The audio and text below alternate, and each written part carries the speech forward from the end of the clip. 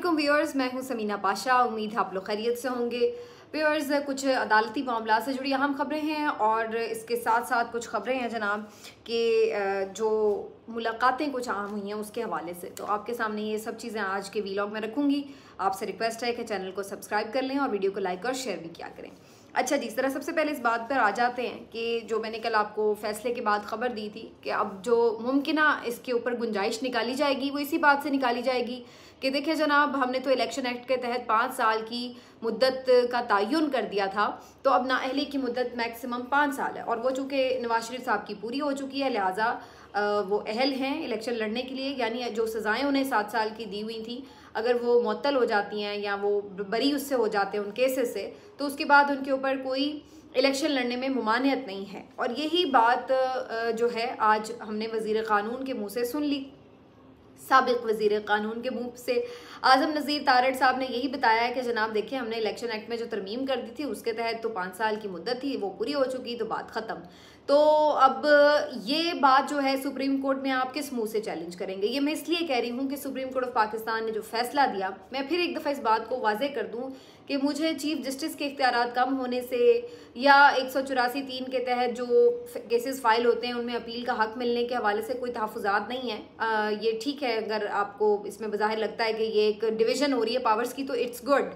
लेकिन प्रॉब्लम ये कि जिस तरह से ये हुई हैं और जिस अंदाज से इसको सुप्रीम कोर्ट ने लेजिटिमाइज़ कर दिया है, इससे बहुत सारे मसाइल आगे जन्म लेने वाले हैं। मेरा कंसर्न ये है, पहला मसला अब हमें ये नज़र आ रहा है कि जो अपील का हक आपने दिया है कि जी लार्जर बेंच सुनेगा, तो अब फुल कोर्ट का जो कल ये फैसला आया है इसको कहाँ आपने चैलेंज करना है? इससे बड़ा तो लार्जर बेंच तो नहीं हो सकता, ये तो ऑलरेडी फुल कोर्ट ने सुना था, तो यहाँ पर एक सुकम है फैसले में।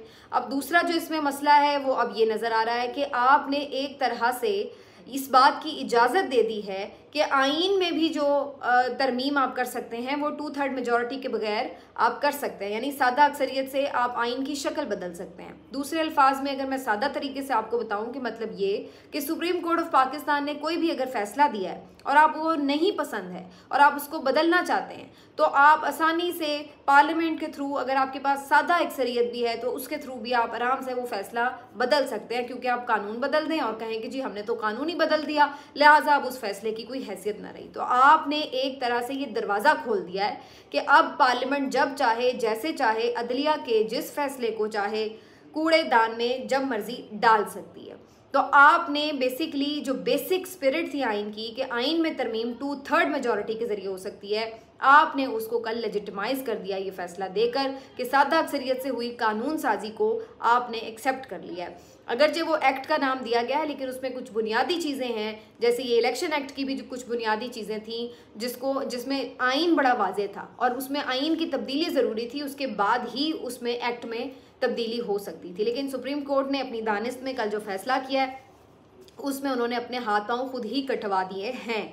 तो अब यही बात है कि जो इन्होंने ये तब्दीली की इलेक्शन एक्ट में, अब वो आपके गले पड़ेगी और उसी के तहत ही आपको बताया जाएगा कि जी मियाँ साहब जो कि अब लॉन्ड्री से साफ़ सुथरे होकर, पाक साफ़ होकर, नहा धोकर अब अच्छे बच्चे बनकर वापस आ रहे हैं, तो उन्हीं को आपका वज़ीर आज़म लगाया जा रहा है। मैं लगाया जा रहा है बड़ा सोच समझ के ये लफ्ज़ इस्तेमाल कर रही हूँ कि पाकिस्तान में जो वज़ीर आज़म होते हैं वो मुंतखब नहीं होते हैं, उनको लगाया जाता है। तो वज़ीर आज़म वो लग चुके हैं आपके, और वो पिछले 16 महीने से लगे हुए हैं। जब से शहबाज शरीफ वज़ीर आज़म है तो समझें नवाज शरीफ ही वज़ीर आज़म लगे हुए थे। हर फैसला वो वहीं से देख रहे थे, कंट्रोल कर रहे थे, डिक्टेट कर रहे थे, मामलात वो सारे खुद तय कर रहे थे। आगे भी आके इलेक्शन हो या ना हो, कूड़े में जाए अवाम की पसंद, अवाम की वोट की पर्ची बूट के नीचे रोन दें और उसके बाद आराम से जो इस्टेब्लिशमेंट की पसंद है उसी को ही आपका वज़ीर आज़म बना दिया गया है, बल्कि लगा दिया गया है। और अब जो नवाज शरीफ साहब हैं,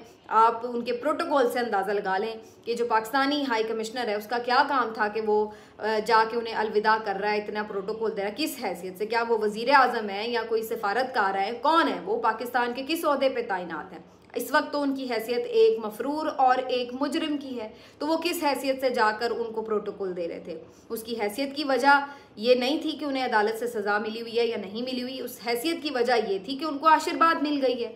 उन्होंने उन लोगों से हाथ मिला लिया है जिनके साथ हाथ मिलाना ज़रूरी है, उनकी डील हो चुकी है, वो अगले वज़ीर आज़म के तौर पर इंटरव्यू में पास हो चुके हैं, लिहाजा उनको जो है बुला लिया जाए। और अगर उनको बराह रास्त ना भी बनाया गया तो वज़ीर आज़म तो फिर भी शहबाज शरीफ साहब को बनाएं या उनके ही तरह का किसी और डमी को बनाएं। असल बात यह है कि उनके साथ मामलात ओके हुए हैं तो वो तशरीफ़ फरमा हो रहे हैं। और अब ये बात कोई ढकी छुपी भी नहीं है, इसको अलल ऐलान उनके जो हामी सहाफ़ी हैं वो बताते फिर रहे हैं। आप हसन अयूब साहब की गुफ्तगू मुलाहिज़ा फरमा लें जो सुप्रीम कोर्ट के बाहर उन्होंने की है, उसमें वो अलल ऐलान आपको बता रहे हैं कि इस्टेब्लिशमेंट के साथ नवाज शरीफ साहब डायरेक्ट हैं, उनको उनके साथ हर तरह के मामलात उनके सेटल्ड हैं। और सिर्फ लोकल इस्टेब्लिशमेंट ही नहीं बल्कि इंटरनेशनल बड़े बड़े प्लेयर्स भी नवाज शरीफ को पाकिस्तान का वज़ीर आज़म लगाने के लिए ना सिर्फ मुतहर्रिक हैं, ऑन बोर्ड हैं, उनकी आशीर्वाद, उनका दस्ते शफ़क़त उनको हासिल है।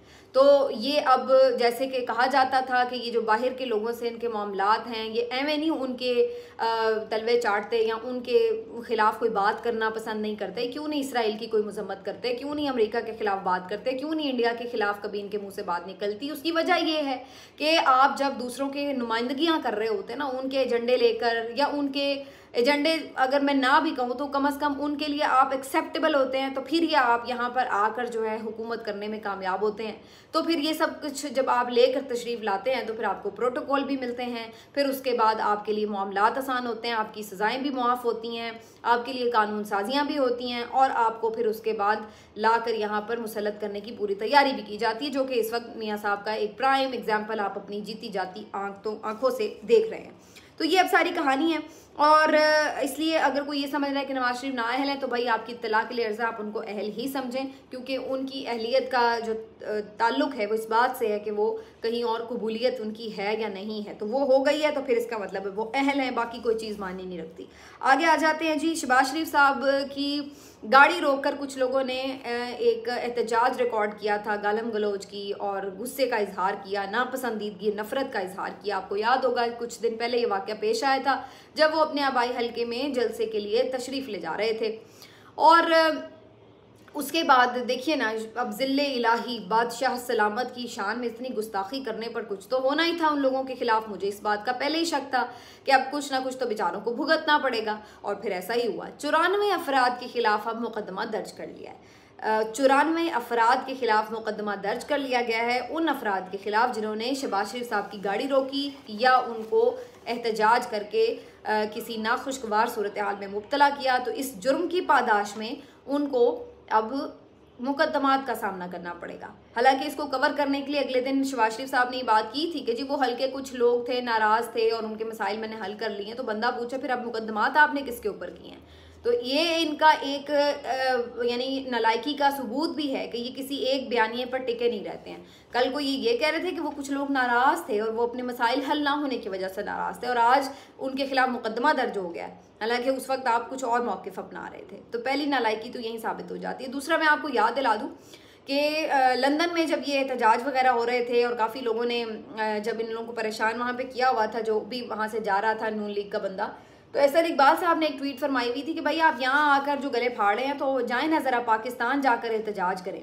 तो मैंने उस ट्वीट के ऊपर एक ट्वीट किया था कि जी आप इसलिए इनको पाकिस्तान भेज रहे हैं कि जाओ ज़रा वहाँ जाके एहतजाज करो, फिर देखो हम तुम्हारे साथ करते क्या हैं, देखो तुम्हारी दुर्गत क्या बनती है, देखो तुम्हारी नस्लें ना याद करें कि हमने तुम्हारे साथ किया क्या है, तो फिर कहना।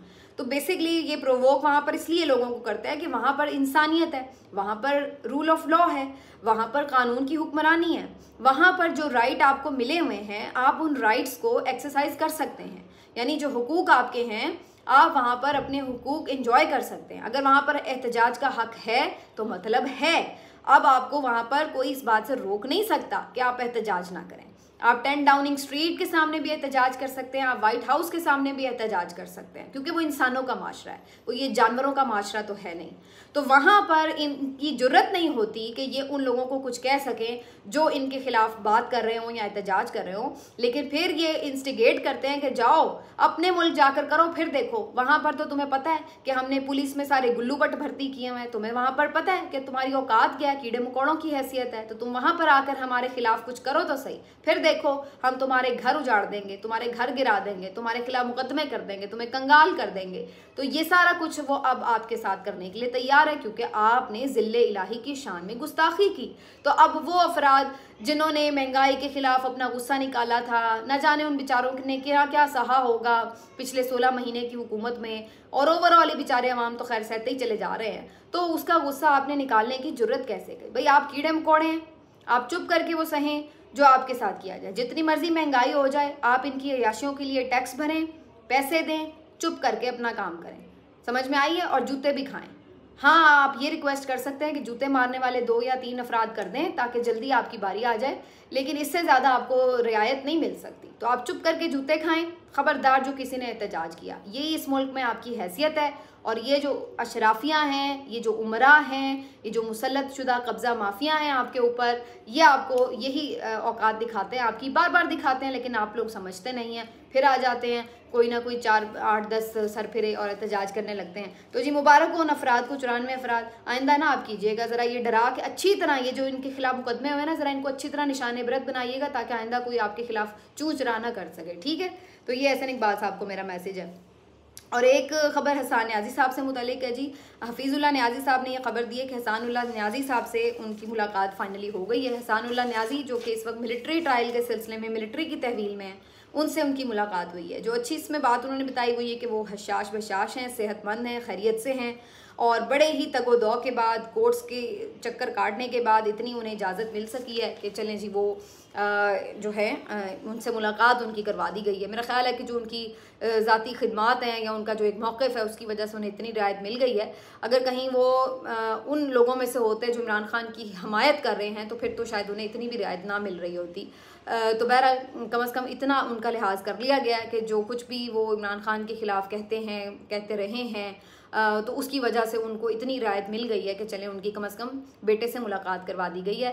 तो बहरहाल हसान न्याजी साहब हों या कोई भी और हो, मुतालबा यही है कि मिलिट्री कोर्ट्स के ऊपर जो ट्रायल का मामला है सुप्रीम कोर्ट में अंडर अभी हियरिंग है, तो अब वी होप के चूँकि काजी फायज़ ईसा साहब ने सबसे बड़ा मुकदमा पहले लगा के फारिग हो गए हैं, तो अब आगे जो अवामी मसाइल के छोटे मोटे मुकदमात हैं उनको भी सुन लें, जिससे अवाम का कोई फ़ायदा या नुकसान होना है, जो भी होना है, कम अज़ कम फैसला हो जाए।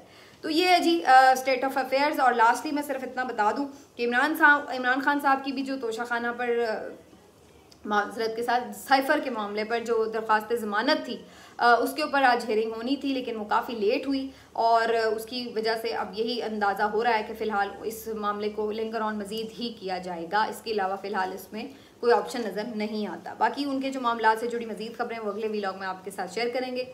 अपना ख्याल रखिए, आपसे मिलते हैं अगले वीलॉग में। अल्लाह हाफ़िज़।